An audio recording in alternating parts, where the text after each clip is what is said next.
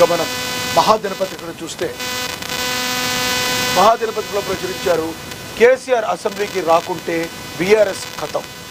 హరీష్ రావు బచ్చా ప్యాకేజీలు తప్ప ఆయనకేం తెలుసు, సభను వదిలేస్తే బీఆర్ఎస్కు మరో ప్రమాదం, తెలంగాణ జాగృతి చీఫ్ కవిత సంచలనమైన వ్యాఖ్యలు చేశారు అని ప్రచురించారు. ఇక కేసీఆర్ వదిలిన బాణం కవిత అని, కవిత వ్యాఖ్యలపై మంత్రి వెంకటరెడ్డి కౌంటర్ ఇచ్చారు.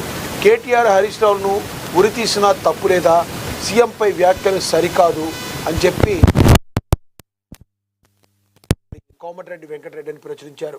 ఇక యూట్యూబర్ అన్వేష్కు బిగుస్తున్న ఉచ్చు, హిందూ దేవతలపై వ్యాఖ్యల కేసులో దర్యాప్తు ముమ్మరం, అన్వేష్ను అరెస్టు చేయాలని హిందూ సంఘాల డిమాండ్.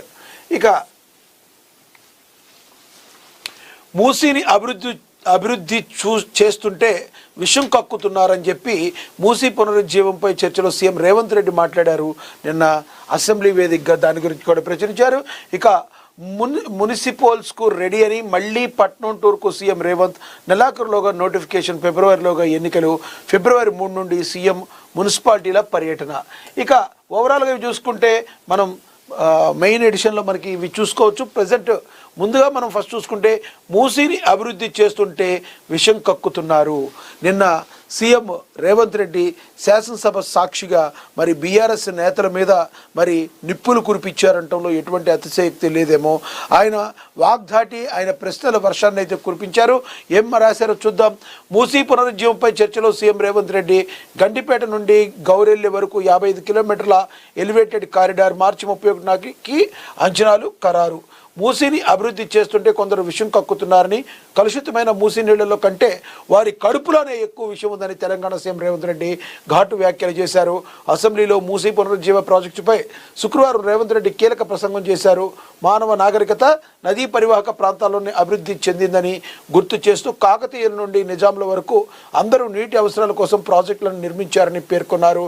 ఇక వరదల ప్రభావంతో హైదరాబాద్లో జంట జలాశయాలు 1908 వరదల అనంతరం నిర్మించిన ఉస్మాన్ సాగర్, హిమాయత్ సాగర్ జలాశయాలు నేటికి హైదరాబాద్ దాహార్తిని తీరుస్తున్నాయని, అయితే ఆగర్భ శ్రీమంతుల ఫామ్ హౌస్ల డ్రైనేజీల వల్ల ఇవి కలుషితం కాకుండా తమ ప్రభుత్వం ఉక్కుపాదం మోపిందని స్పష్టం చేశారు.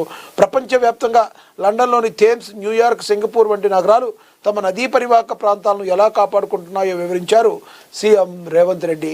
మరి శాసనసభలో నిన్నైతే మీరు ఆ మూసీ నదిలో అసలు ఈ డ్రైనేజీ వాటర్ని వదులుతున్నారని ఒకవైపు మాట్లాడుతూనే మరోవైపు ఏం మాట్లాడారంటే, మరి మూసీ నదిలో ఉన్న కంపు కంటే మరి అక్కడున్న విషయం కంటే మీ కళ్ళల్లో, మీ కడుపులో, మీ నరనరాల్లో విషం ఉందని చెప్పి బీఆర్ఎస్ నేతల్ని ఘాటుగా వ్యాఖ్యానించారు సీఎం రేవంత్ రెడ్డి.